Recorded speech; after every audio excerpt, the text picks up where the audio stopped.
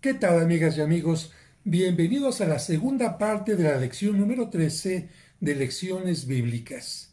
Los felicito porque han tenido esta constancia necesaria para entender sobre todo el contenido de la Biblia. Ya después le tocará a cada uno leer la Sagrada Escritura, pero creo que es incluso interesante a nivel de cultura, a nivel de literatura, saber de qué se tratan los libros de la Biblia. Ya sobre todo vendrá después la parte espiritual, el enriquecimiento de que cuando una persona lea la Biblia entenderá que Dios nos habla a través de cada una de sus páginas. Les recuerdo que no estoy en un estudio profesional, es la oficina de una parroquia, así que si de repente escuchamos una puerta, el ruido de alguna ambulancia que pasa, el maullido de un gato, en fin, esto es totalmente normal porque no es un estudio profesional.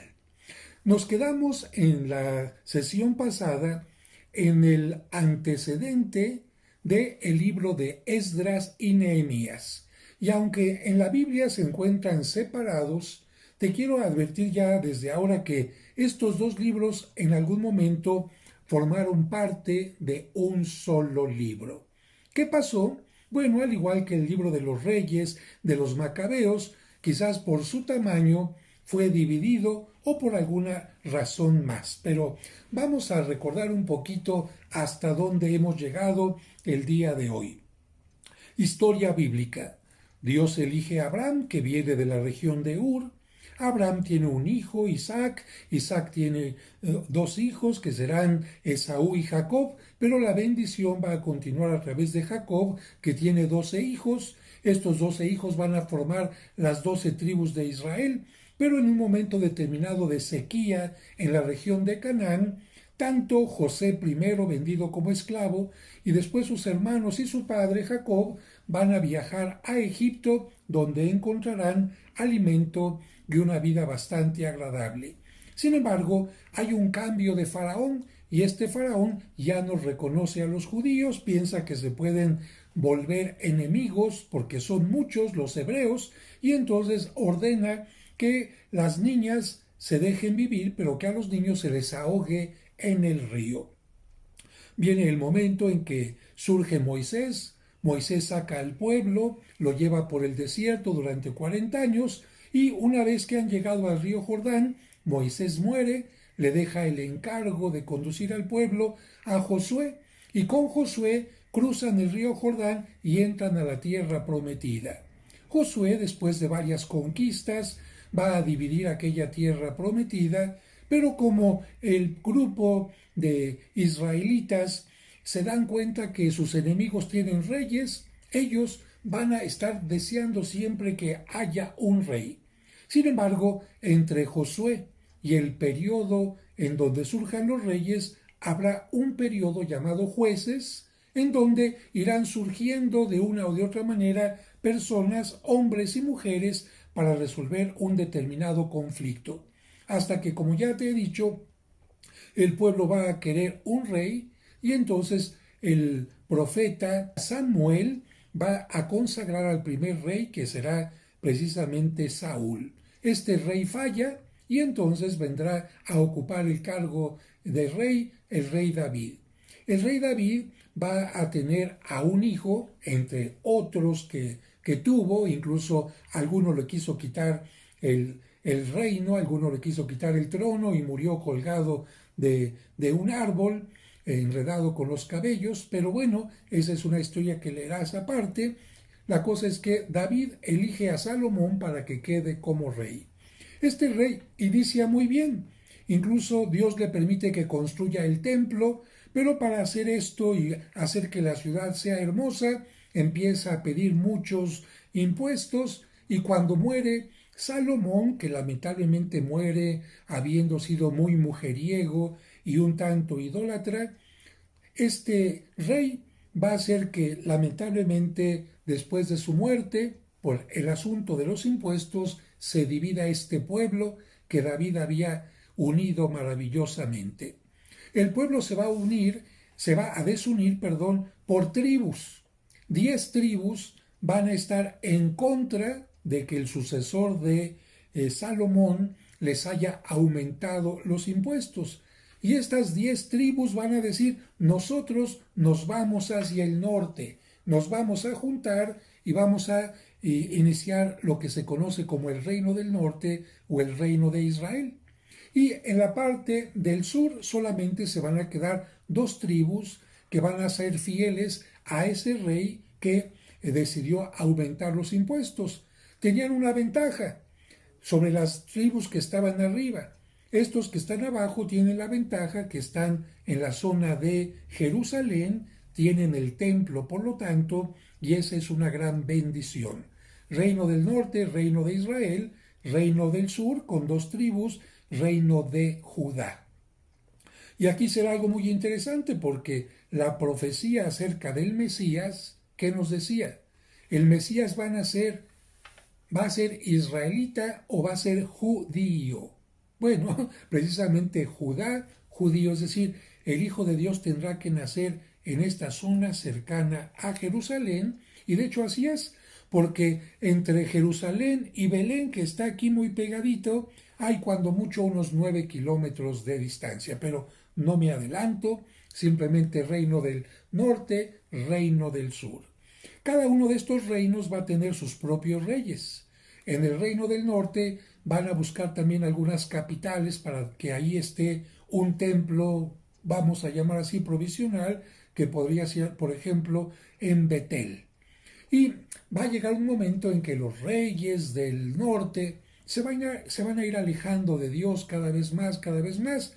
Van a llegar los asirios y van a destruir al reino del norte con varios cientos de años antes que se destruya el reino del sur.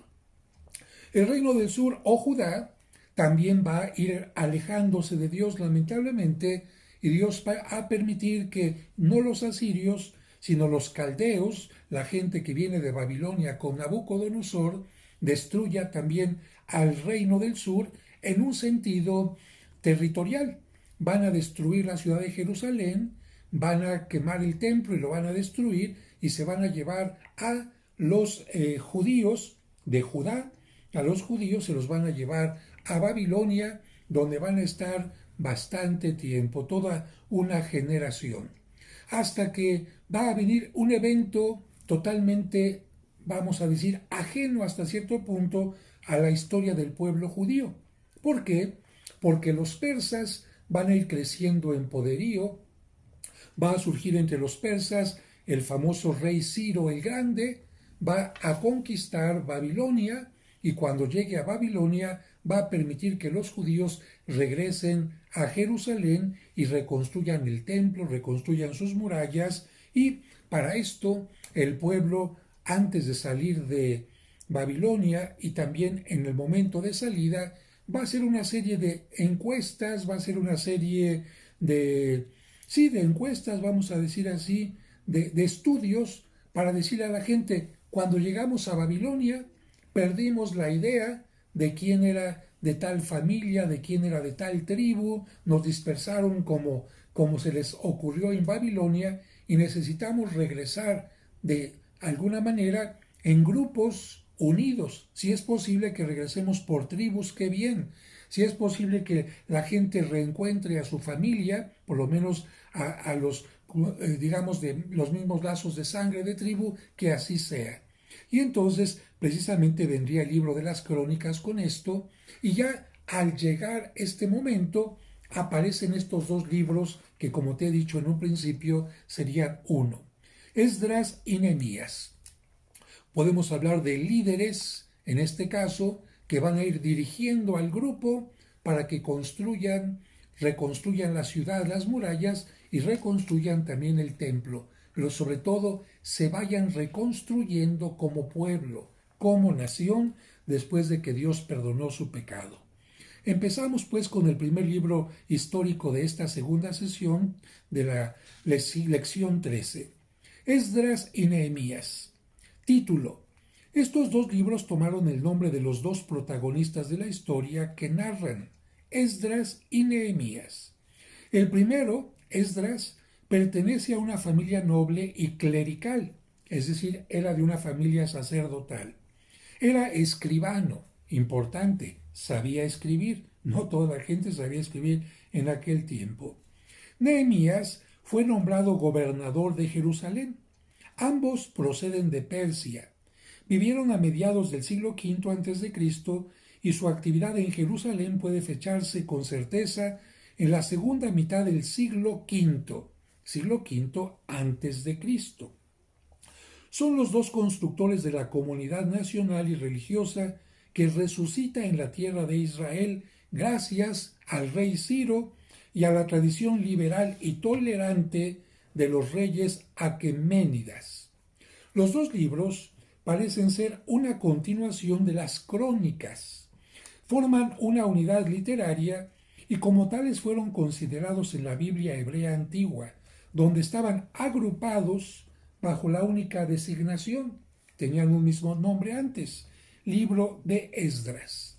También en la traducción de los 70 sabios forman un solo libro. Más tarde, quizás en el siglo XIV o XV, se dividieron en dos. La razón probable de tal división deriva seguramente del título de Nehemías. El capítulo 1, versículo 1, palabras de Nehemías, hijo de Elcías, al que sigue después la narración de la gesta de Nehemías. ¿Cuál es su contenido doctrinal? Los dos libros refieren los acontecimientos del regreso del destierro a raíz del decreto de Ciro y la segunda misión de Nehemías en el año 32 de Artajerjes. La historia de este periodo no está completa. ¿Por qué? Porque hay lapsos en esta historia que no aparecen aquí, que están omitidos. Concretamente entre el año 536 y el año 520, y también entre el 516 y el 458, y entre la primera y la segunda misión de Nehemías. El argumento de la obra, como ya te he comentado, es la reorganización. Hay que volverse a organizarse como pueblo, tanto religiosamente como políticamente y teocráticamente, es decir, quién está al frente del pueblo.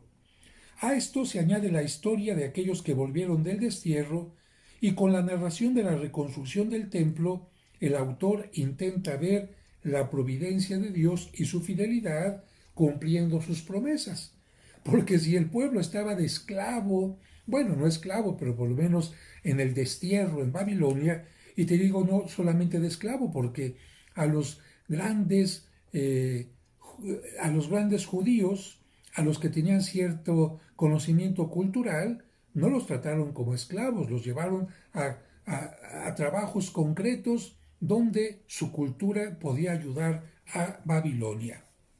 Bien, pero de cualquier manera estaban en un país extraño, sin posibilidades de regresar, Jerusalén estaba destruida, qué esperanzas de poder regresar a la ciudad, de regresar, de volver a reconstruir la ciudad, pero gracias a la misericordia de Dios, a la providencia de Dios, esto pudo ser posible. Distribución de este libro, libro de Esdras, contiene 10 capítulos, regreso de los judíos cautivos, reconstrucción del templo y regreso de los exiliados. Libro de Nehemías, contiene 13 capítulos, regreso de Nehemías a Jerusalén y reconstrucción de la muralla, reforma y organización y segundo regreso de Nehemías.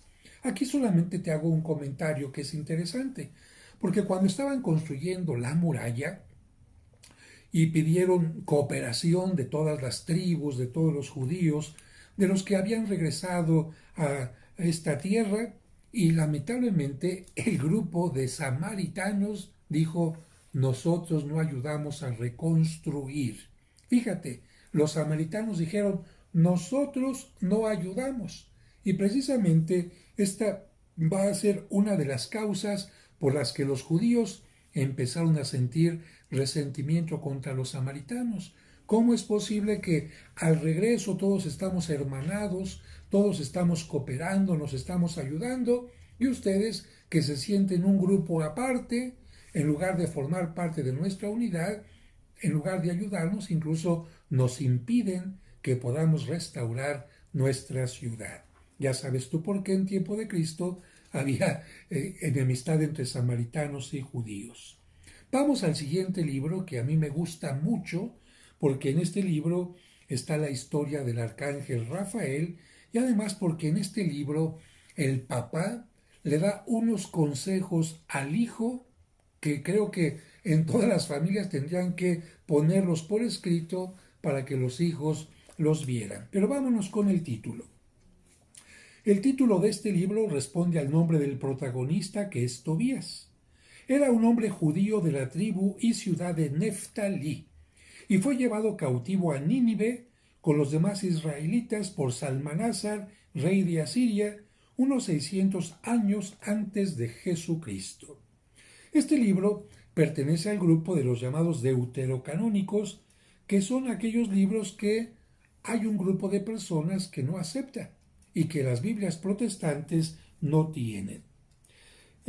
Podemos decir en este caso que el libro, el contenido doctrinal, nos relata la vida familiar, tierna y fiel de los esposos Tobías y Sara, y de su hijo llamado también Tobías, como el padre. En algunas, para que no se confundan Tobías y Tobías, a uno le llaman Tobías y al otro Tobit, pero los dos se llamaban igual, Tobías Senior y Tobías Junior. Difícilmente se encuentra en la literatura bíblica y aún fuera de ella una historia tan bella y emotiva, tanto por el ambiente humano como sobrenatural que en ella se respira. O sea que a nivel literario es una belleza de libro. En Tobías el Padre brilla extraordinariamente la fe en las divinas promesas, el espíritu de oración, el desprendimiento de los bienes materiales, la caridad para con el prójimo, paciencia heroica en las aflicciones, la firme esperanza en Dios y un santo anhelo de agradarle en todas las acciones. Atribulado por Dios con el destierro, la pobreza y la pérdida de la vista porque se quedó ciego, teniendo que sufrir de sus mismos amigos y hasta de su propia mujer, perseguido de muerte por un príncipe cruel y violento, nunca disminuye su fe y su confianza, y por eso le premia a Dios revelándole sucesos futuros que lo llenan del más suave consuelo. Ve en espíritu aquella nueva Jerusalén de la cual era ya ciudadano. Ve la gloria de Sión y se llena de alborozo por la gloria del Señor. Sí se queda ciego, pero por la fe es capaz de ver más allá de lo que los ojos le estaban mostrando. Bien, ahora te voy a contar rápidamente. Mira, en aquel tiempo el gobernante había prohibido que se enterrara a los judíos, a los descendientes de Jacob. Y lo que hacía Tobías en la noche era excavar tumbas para enterrarlos. Claro, por estar trabajando en la noche, cuando llegaba la mañana, en su trabajo le ganaba el sueño. Y un día en la mañana se queda dormido, recostado un poquito a una pared, arriba hay unas golondrinas, le cae excremento de golondrinas y se queda ciego. Y bajo estas circunstancias, ¿cómo puede trabajar? Entonces Tobías se va a acordar de que en un momento a un familiar, a un amigo, le prestó dinero. Y este amigo le dijo, ya tengo tu dinero. Y entonces Tobías dice, no puedo ir hasta allá donde se encuentra en este viaje porque estoy ciego, pero voy a mandar a mi hijo. Y cuando manda al hijo, se aparece el arcángel Rafael en secreto, no creas que se aparece con sus alas y eso, no. Se aparece como un joven simplemente y va este arcángel acompañando a Tobías. En el camino Tobías se mete a bañar, un pez grande se acerca a él, el ángel le dice, agarra al pescado y con las entrañas del pescado van a permitir que el papá recupere la vista y que una mujer que tenía un espíritu demoníaco sea liberada. Así que solamente te cuento un poquito. Cuando Tobías se queda ciego, un día llega su esposa con un cabrito y Tobías piensa que se lo robó y dice, no, no está bien. Y la mujer se enoja porque le dijo ratera y bueno, hay una discusión interesante. Lo que se dice de Tobías, hay que decir de su esposa también, Sara, mujer maravillosa, probada también por Dios, digna de tal esposo. ¿Y qué decir de Tobías, el hijo, adoctrinado por su padre y animado por sus consejos y ejemplos, se convierte en un hombre íntegro y completo a los ojos de Yahvé y de los que lo rodean? Distribución del libro. El libro contiene 14 capítulos distribuidos así: pruebas de Tobías en el cautiverio, cuando se queda ciego, etc. Dios envía un ángel en su socorro para que acompañe al hijo en el viaje. Tobías pretende la mano de Sara, matrimonio de ambos. Aquí en este caso se está hablando de Tobías, hijo, que cuando está de viaje se enamora de una mujer, pero una mujer que cada vez que se casaba con alguien se moría el esposo por este espíritu inmundo que acompañaba a la mujer, hasta que Tobías, con las vísceras del pescado, bueno, mejor dicho, el ángel, va a liberar a aquella mujer y por esto Tobías se puede casar con Sara. Y finalmente, la Jerusalén futura, la visión de Tobías sobre la Jerusalén futura. En esta última parte es cuando el arcángel Rafael se descubre como es como arcángel y dice: yo soy uno de los 7 arcángeles de Dios. Dios escuchó tu oración, Tobías, cuando estabas invocándolo. Y en este libro también se nos enseña a orar por los difuntos, no solamente a darles sepultura, sino a orar por ellos. Y como los llamados protestantes, hermanos separados, no aceptan este libro, pues ellos no aceptan que se pueda hacer oración por los difuntos. Vamos al siguiente libro, Judith. Judith es la heroína de este libro que lleva su nombre. Con su celo y con su fe salvó a su pueblo y a la ciudad de Betulia, cerca de la población de Samaria o Samaria, contra el ejército capitaneado por Holofernes. No se conoce al autor de este libro, pero sabemos que fue escrito después del destierro en una lengua semita, hebreo o arameo. El original se perdió, pero afortunadamente se conservan actualmente textos griegos y latinos, copias de el original. El libro de Judith, como el de Tobías, pertenece al grupo de los deuterocanónicos, no está en las Biblias protestantes o de hermanos separados. Por eso, tampoco los judíos lo aceptan como inspirado. Los católicos lo aceptamos como tal desde el siglo IV. Los padres de la antigüedad lo citan con frecuencia. Y aquí en el contenido doctrinal me voy a detener en un punto antes de leer lo que aquí menciona.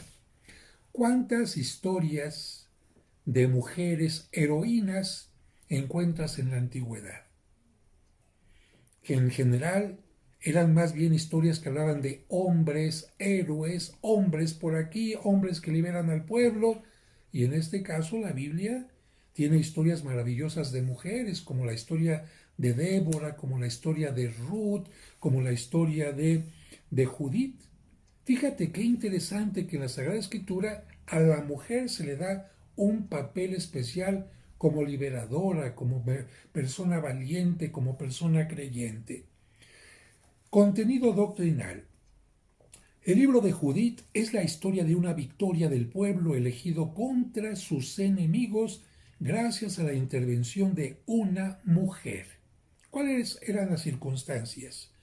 La pequeña nación judía se enfrenta contra el potente ejército de Holofernes, ya hasta el nombre se oye fuerte, que quiere someter el mundo al rey Nabucodonosor y destruir todo culto que no sea de Nabucodonosor endiosado. Los judíos son sitiados en Betulia y los privan de agua, están asediados. ¿Qué significa estar asediado? Hacer que la ciudad tenga mucha sed. Están a punto de rendirse, pero entonces aparece Judith, una mujer viuda, joven, hermosa, prudente, piadosa y decidida, que triunfa sobre la apatía de sus compatriotas y del ejército asirio. los compatriotas, los judíos, decían, ¿qué vamos a poder hacer? ¿Cómo podemos salir adelante? Y Judith dice, yo confío en Dios. Y por otra parte, perdón, se metió una basurita, por otra parte, en el caso de el ejército de Holofernes, confían en Holofernes y saben que Dios, el Dios de los judíos, a lo mejor no les podrá ayudar. Bien. Judith echa en cara a los jefes de la ciudad su falta de confianza en Dios, después hace oración, se acicala, se pone bella, sus mejores ropas, sale de Betulia y se hace presentar a Holofernes. Lo seduce y una vez borracho le corta la cabeza. A ver, aquí vamos un poquito a esta historia. Mira, Judith le dice al pueblo, no se preocupen, voy a salir del campamento porque estaban encerrados, voy a salir del campamento y voy a traer la victoria. Todos los judíos la bendicen, le dicen que te vaya muy bien. Y esta mujer durante varias noches hace lo mismo. Platica con Holofernes y le dice que le va a decir cómo puede vencer más fácilmente a los judíos, es decir, se presenta como traidora.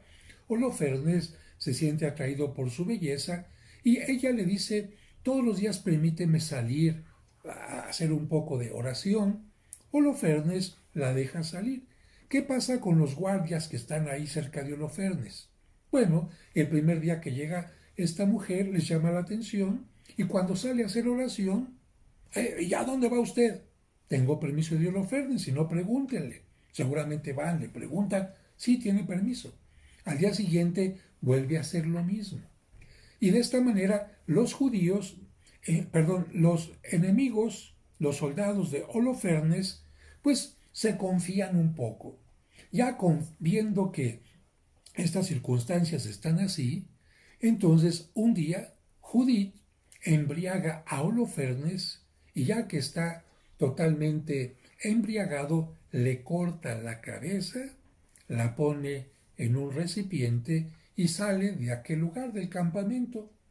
Los guardias, como la han visto salir varias veces, dicen, no, lo está haciendo lo mismo de siempre, no se imaginan lo que está pasando dentro de donde dormía Holofernes. Judith sale, regresa al lugar a la ciudad donde están sus compañeros con la cabeza y claro, al ver esto se llenan de energía para ir a atacar al enemigo.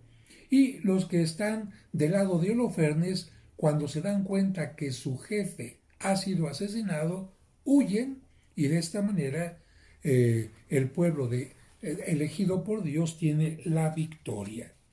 En resumidas cuentas, el autor del libro quiere mostrar cómo Dios protege a su pueblo elegido de mil maneras y por diversos caminos.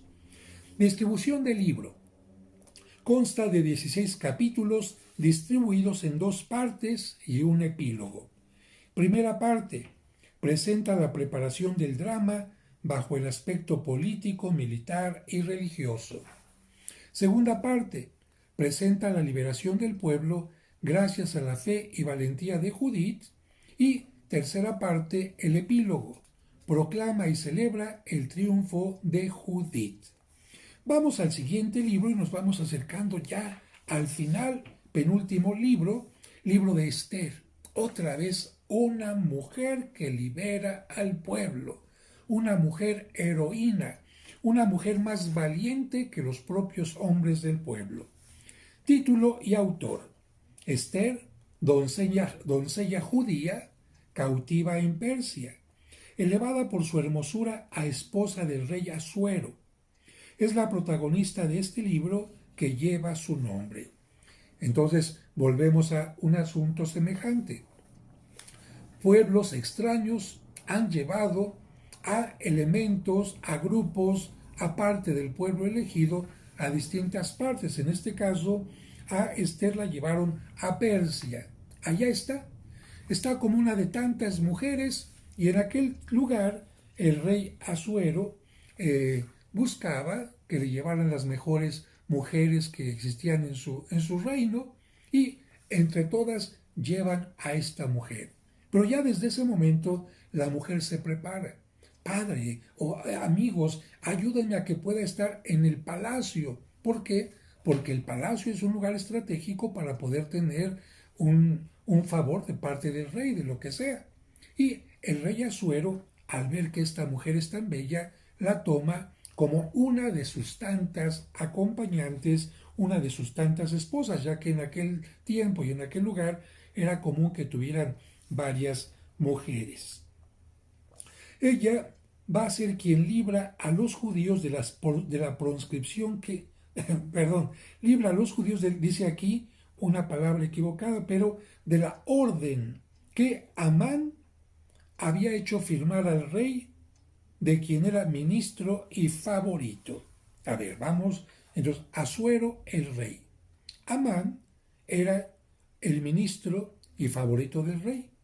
Y este hombre desgraciado de Amán va a decirle al rey, es que este pueblo de judíos, para que me entiendas, este pueblo está tramando cosas contra ti.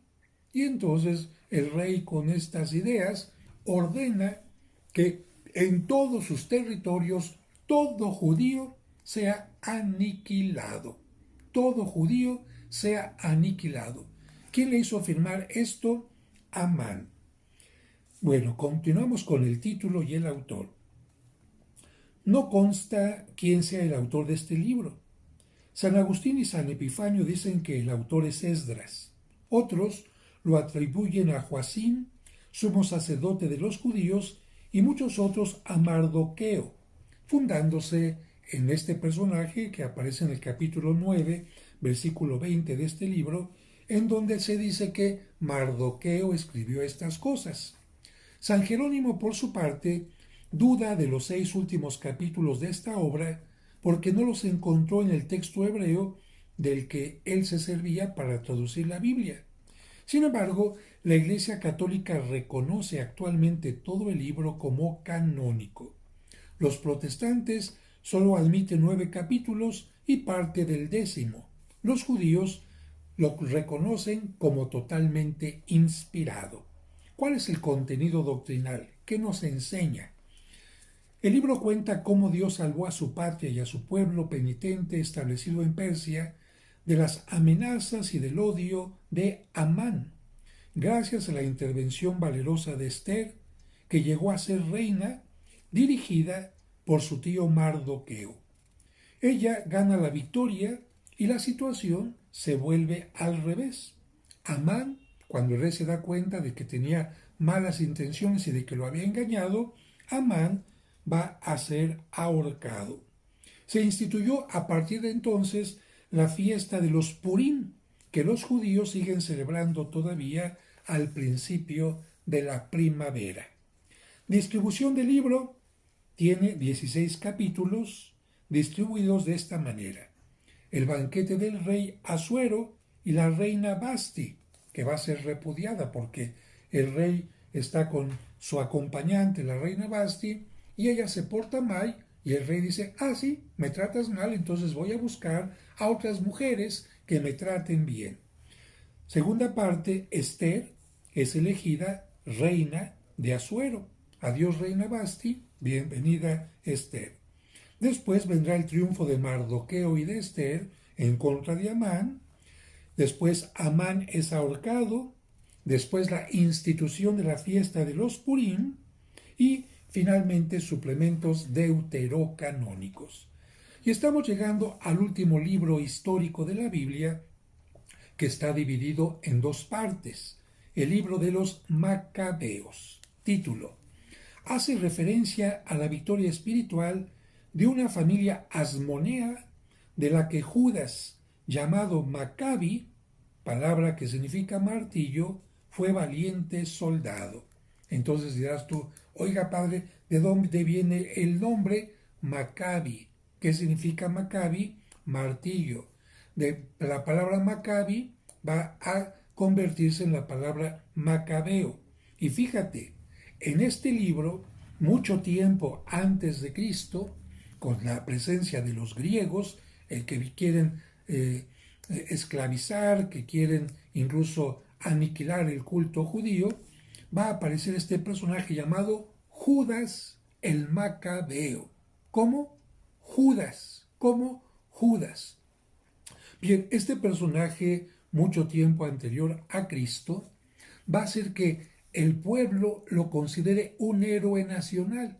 Y por esta razón, mucha gente, incluyendo el tiempo de Cristo, le ponían a sus hijos Judas. ¿En honor de quién? De Judas Macabeo. No te confundas, Judas Tadeo es otro, de tiempo de Cristo. Este es Judas Macabeo, y en honor a este Judas Macabeo, en tiempo de Cristo simplemente encontramos dos. Judas Iscariote, que fue el que lo traicionó, y Judas Tadeo, que fue primo de Cristo. ¿De dónde surgió el nombre? De el libro de los Macabeos. Ambos libros, el primero y segundo, pertenecen al grupo de los libros deuterocanónicos. Por lo tanto, los protestantes no lo admiten como inspirado. Los judíos no lo aceptan en su canon bíblico, sin embargo, aceptan muchos hechos históricos que se mencionan aquí y los celebran en sus fiestas litúrgicas, como por ejemplo la fiesta del Hanukkah, que es el encendido de las lámparas en las sinagogas.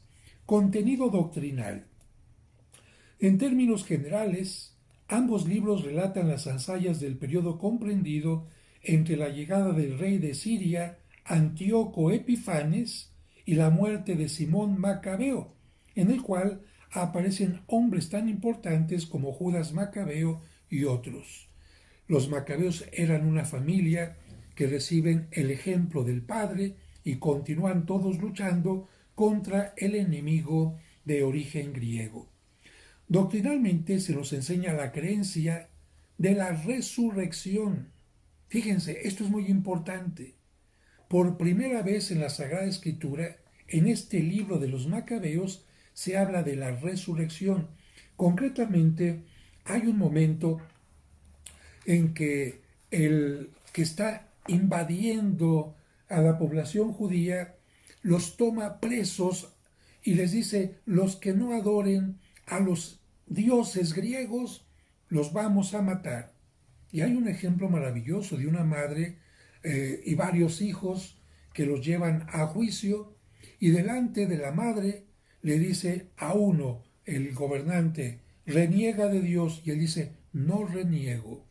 Dígale a su hijo que reniegue. No, se tienen que mantener fieles, y mandan matar a uno. Y entonces mandan matar a otro, y el que sigue, y ninguno reniega.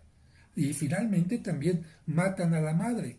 Pero lo interesante es que en esto, cuando los mandan matar, ellos dicen: tú podrás acabar con nuestro cuerpo, pero nosotros resucitaremos y tú no. Fíjense qué interesante.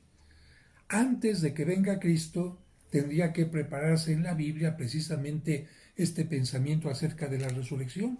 Porque en el Antiguo Testamento no creas que desde los primeros libros se creía en la resurrección. No, solamente hasta esta época de la que estamos hablando en este momento. También en el libro de los Macabeos se habla de orar por los difuntos, porque Judas Macabeo hace una colecta para orar por los difuntos. Si no fuera necesario orar por los difuntos, entonces ¿para qué se estaba haciendo oración? Como los hermanos separados o protestantes no aceptan el libro de los Macabeos, ellos dicen que no es necesario orar por los difuntos. Una posición totalmente distinta a los católicos. Dice: son interesantes también los relatos del martirio del viejo Eleazar, un anciano que también se mantiene firme en la fe, y los 7 hermanos que prefirieron morir antes que comer manjares prohibidos y arrodillarse delante de los ídolos o de la estatua del gobernador sirio de Judea, el cruel Antíoco. Antíoco, es lo que te mencionaba. Y a propósito de esto de Antíoco, en aquel tiempo solían poner por lambiscones, por, como decimos, por hacer la barba, algunas poblaciones el nombre de los grandes líderes de aquel tiempo. Antíoco, y a una ciudad, ¿cómo le van a poner? Antioquía. Exactamente. En lo que es la actual Turquía, había dos ciudades dedicadas a Antioquía, una en la parte del sur y una en la parte del norte y otra en la del sur, y precisamente en una de ellas fue donde Pedro fue obispo por primera vez, donde Pablo predicó y donde se llamó por primera vez cristianos a los seguidores de Cristo, Antíoco, Antioquía. Si estos libros no tuvieran tan marcado el acento militar, profano y laico de esta larga epopeya, dice un biblista judío, hubieran sido admitidos sin esfuerzo en el canon hebreo. Bueno, lo que pasa es que definitivamente estos libros hablan constantemente de batallas, cómo se organizaron, quién combatió contra quién, y por eso un judío dice, es que son tantas batallas que parece que la parte de presencia de Dios no se entienda tan fácilmente, pero es un libro maravilloso. Distribución. Libro primero tiene 16 capítulos. Preámbulo, Alejandro Magno y Antíoco Epifanes, porque Antíoco Epifanes va a ser súbdito de Alejandro Magno, que va a conquistar toda aquella zona. Después, Matatías desencadena la guerra sana o la guerra santa. No nos vamos a dejar de Antíoco. Después, Judas Macabeo, jefe de los judíos, y sus victorias. Después, Jonatán, jefe de los judíos, se convierte en sumo sacerdote. Después, Simón, sumo sacerdote y etnarca de los judíos.